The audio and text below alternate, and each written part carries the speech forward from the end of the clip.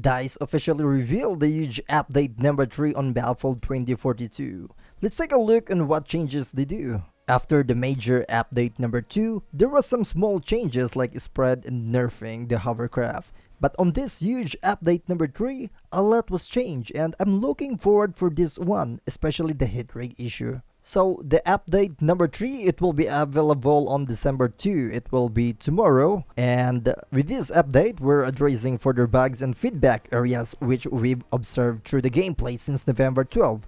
This means we can expect a large amount of fixes, balance changes, and quality of life enhances to come on our way. There was interesting stuff coming also on update number 3. Weekly missions will make their way onto Battlefield.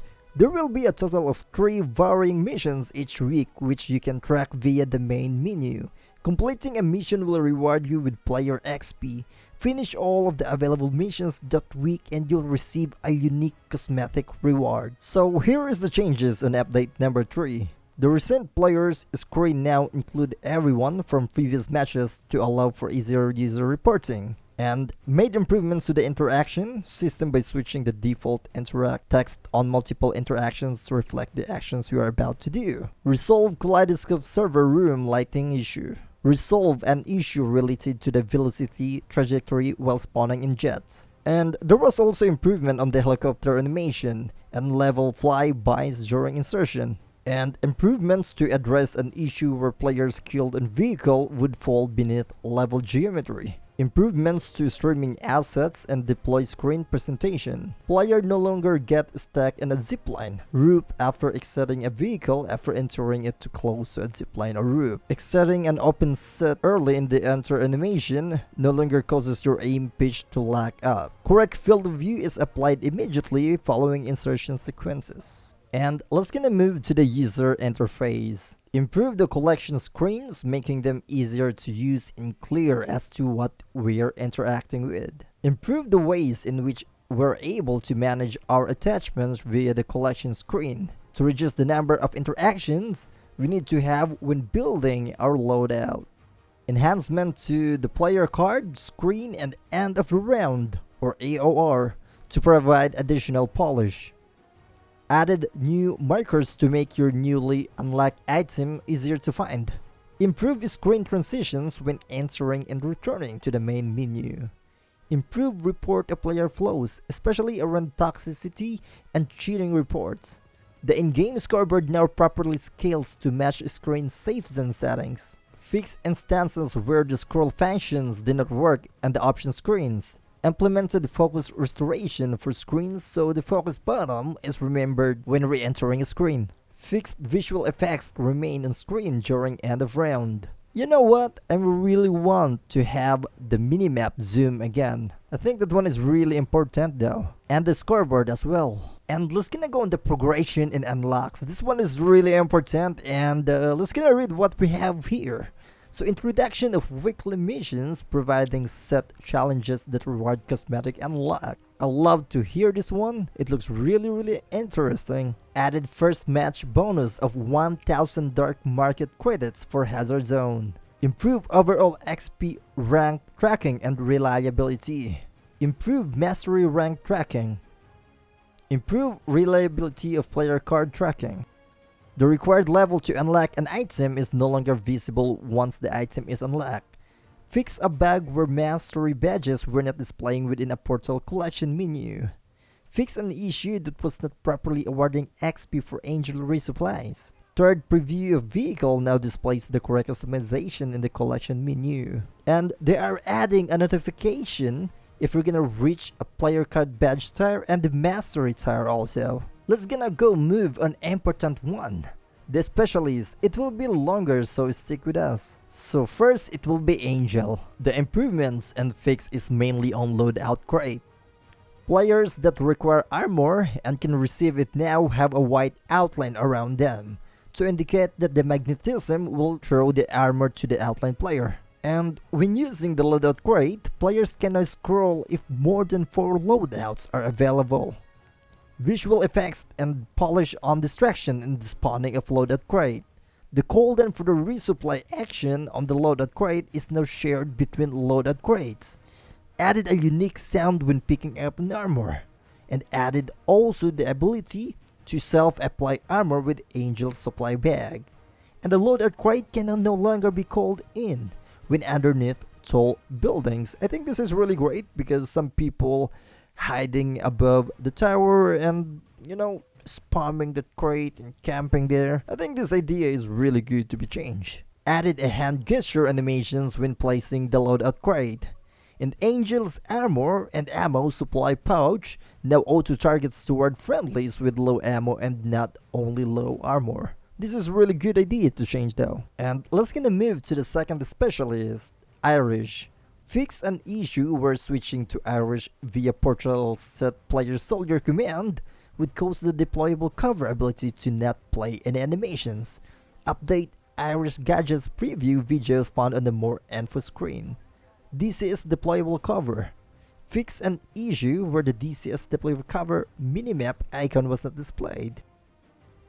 Improve reliability of the DCS deployable covers deployable placement, allowing placement on more angled surface. And let's gonna move to the third specialist, Dozer. It mainly focusing on the SOB-8 ballistic shield. Fix an issue where the SOB ballistic shield did not block bullets when inside an elevator. And fix an issue where Dozer would not be targeted by Boris sentry gun and AI ignoring the user while having the SOB-8 ballistic shield equipped. This one looked like really good changes, and finally, they addressed this one too. Fix an issue where players could not enter vehicles while the SOB-8 ballistic shield was equipped. Fix an issue where players could not enter vehicles while the SOB-8 ballistic shield was equipped. And fix an issue where reviving is hard to perform while having the SOB-8 ballistic shield equipped. Fix an issue where killing a player with the SOB-8 ballistic shield would also take the victim's dog tag. Fix an issue where players were flying up in the air after being melee by Dozer with his shield equipped. This one is really funny. Fix a bug where Dozers could steal a takedown kill from friendlies using shield bash. Reduce Dozer's deflection damage from his shield. Remove the headshot multiplier from Dozer's deflection damage. Let's gonna go to our fourth specialist, and it is Rao the Hacker. The changes is mostly focusing on the cyber warfare suit. Added a short grace period for Rao cyber warfare suit when something occludes the target being hacked. This will help most frequently when trying to hack vehicles that may be driving in front of trees. And fixed issue where the cyber warfare suit would trigger enemy hack. Voice over without eligible enemies being present. Just small changes on Rao. Let's gonna go to the fifth specialist, Paik. And it mostly focusing on the EMGX scanner. Added a sound effect for the victims being scanned by the EMGX scanner. Fix missing sound of AR scanner when owner of ability is out of view. The AMGX scanner should now be able to spot targets above or below Paik. Disable the usage of AMGX scanner while inside vehicles. Fix the EMGX scanner's target found audio effect not working for targets beyond 20 meters. It's gonna move to the sixth specialist, Casper. So the changes is mostly focusing on the OVP recon drone. Fix an issue where user is unable to deploy the UVP recon drone while in a prone position. Improve the visibility of enemy recon drones. They now have lights making them easier to see. I really love to see this one. Players now switch back to their previous weapon after exiting the OVP recon drone.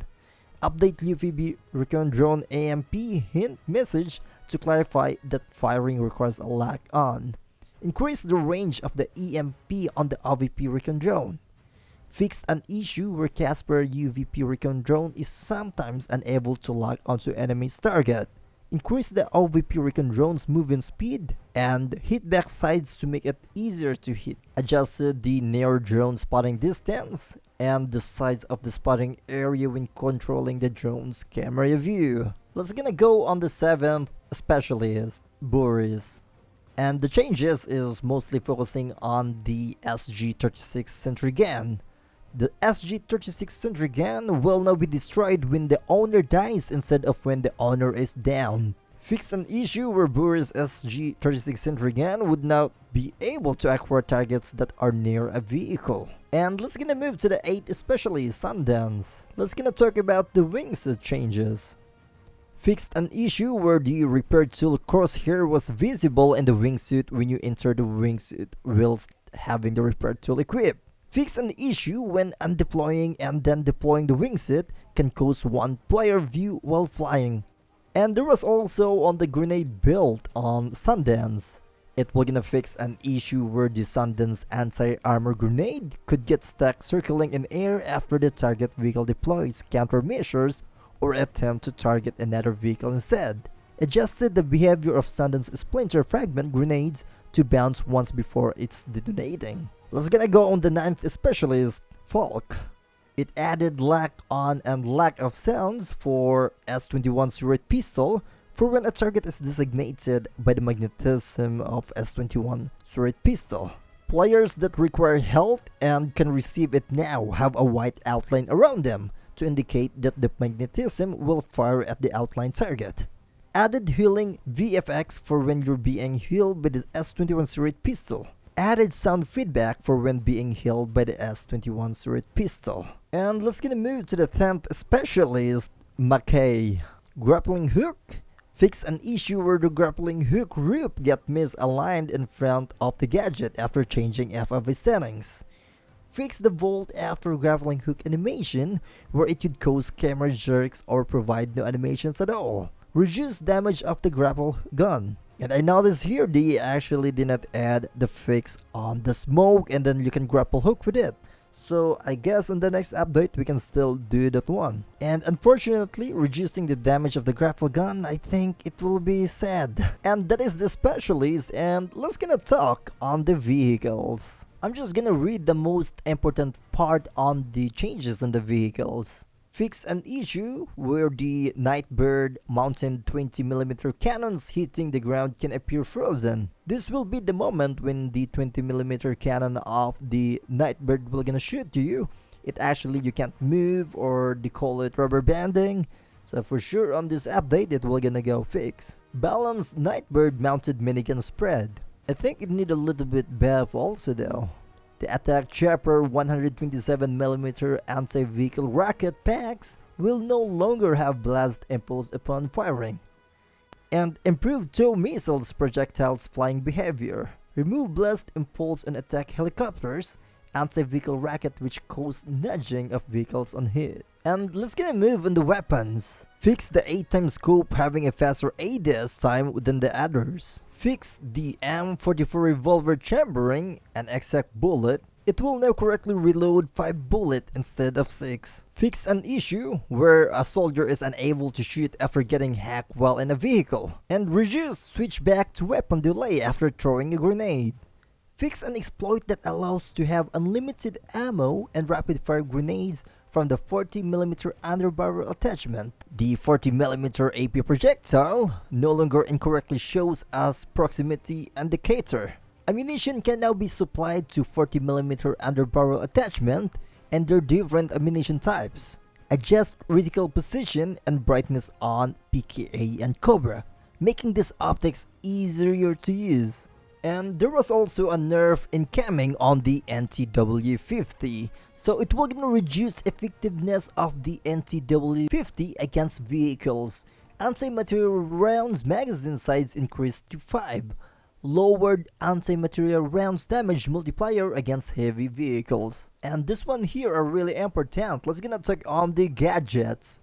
Gadgets no longer pose their cooldown when the player enters a vehicle.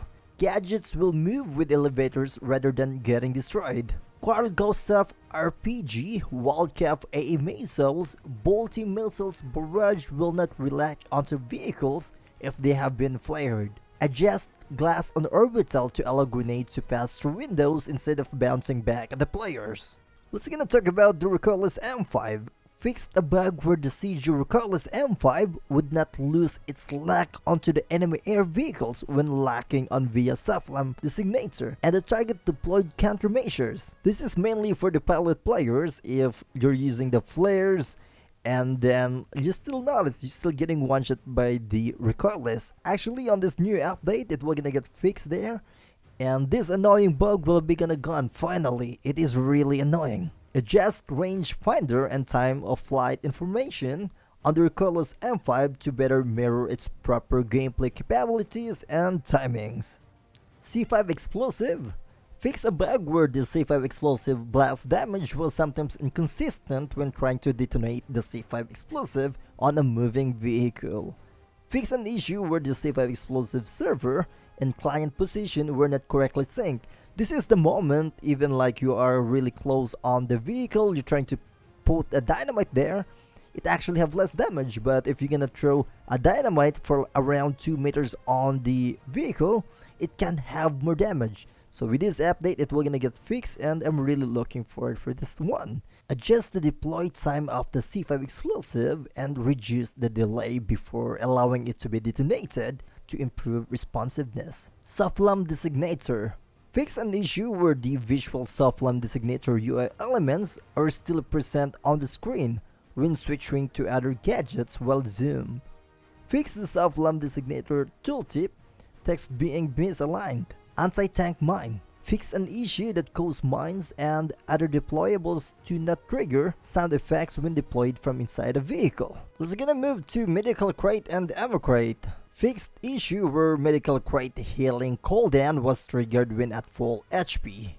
Adjust medical and ammo crate's trajectory to align with the animation of the throw and address jitter. Improve responsiveness of medical and ammo crate's deployment, and it is now possible to throw them a lot quicker after selecting them. Fix an issue where resupply animation would not play when resupplying gadgets from the ammo crate. And the smoke grenade. Change the detonation behavior of the smoke grenade.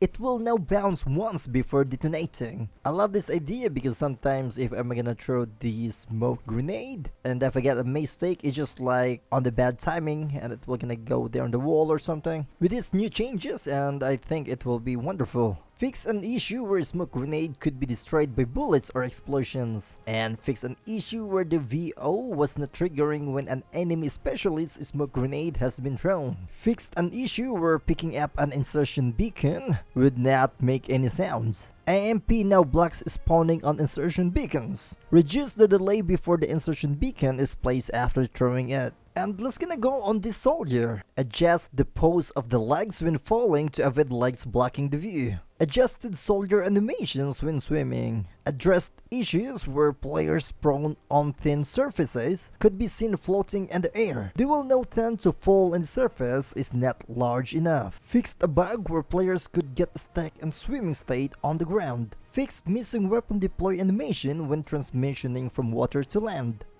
Fixed issues where the soldiers would sometimes not properly follow the ground when sliding. Fix an issue where jumping would be buffed if holding jump when trying to stand up from crouch or prone pose. Fix an issue where it is not possible to look up and down enough while prone on a slope. Fix an issue where character hands were not in contact with ladders when FOV was higher than default.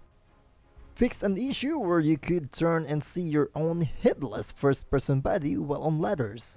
Fix an issue where setting the always traversal sprint option would sometimes not allow the players to traversal sprint with the intended speed. Fix an issue where attempting to traversal sprint while swimming resulted in an incorrect swimming animation. Fix an issue where your first-person soldier would sometimes not play the correct sprint animation. Fix an issue where certain vehicle weapons could deal damage to soldiers by damaging the parachute. Fixed an issue where your third-person animation could get stuck in a prone, turn in place loop even though you had stopped turning. What do you like on the new changes on update number 3? Maybe the one I like is the hit rig. Having this fix is really good, especially as an infantry main player. And how about you? What do you think is the best? Let me know on comment below. And by the way, thank you so much for listening on this long video. We got this update number 3. We're gonna see the future of Battlefield. And everyone, thank you so much for tuning in. And once again, this is Gen-Odyssey and I'm gonna catch you guys